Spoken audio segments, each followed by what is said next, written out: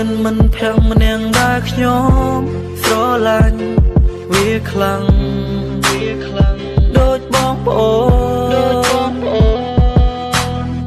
តាំងពីតូចដល់ធំខ្ញុំមានតែមិត្តភក្តិមួយនឹងទោះជួយប្រកែកគ្នាយ៉ាងណាក៏នៅតែខំប្រឹងទៅមុខជាមួយគ្នាមិនថាមានរឿងអ្វីទូគេដេញចាប់ចាក់វាយក៏មិនដែលរត់ចោលគ្នាពុកទៀតមួយគ្រាប់ទឹកស៊ីអ៊ីវបាយមួយចានគ្នាមានរឿងអ្វីទាំងតែមិនក៏ចេះលាក់នេះគឺជារឿងពិតសន្តានចិត្តមិត្តភក្តិដែលធ្លាប់រាប់អានគ្នាធ្លាប់មានមិនភាំងម្នាក់ដែលតែងតែនៅក្បែរមិនដែលចោលគ្នា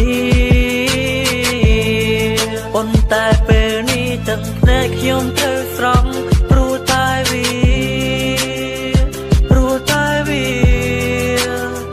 ជាអូខេ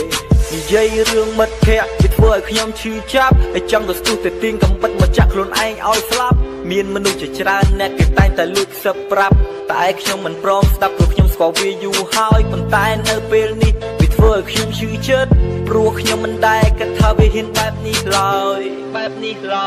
ជាឈឺខ្លាំងណាស់លោកអើយ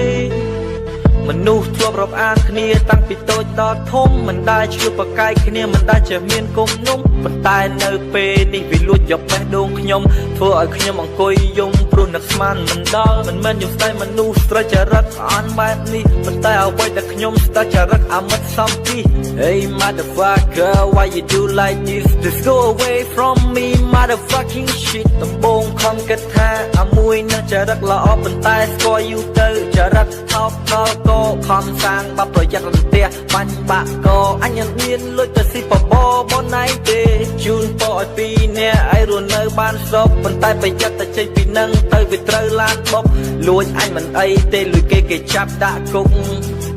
លួចបានតែសង្សារអញទេអញខំទៅវាយគឺជាសម្លាញ់ហើយអ្វីក៏ឲ្យចង់គេចំណេញអាចោងប់ដោយសារគេឲ្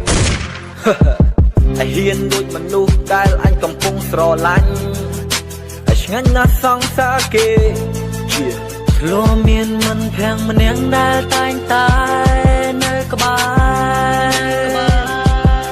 មិនដែលចោលគ្នាប៉ុន្តែពេលនេះទាំងភ្នែកខ្ញុំត្រូវស្រង់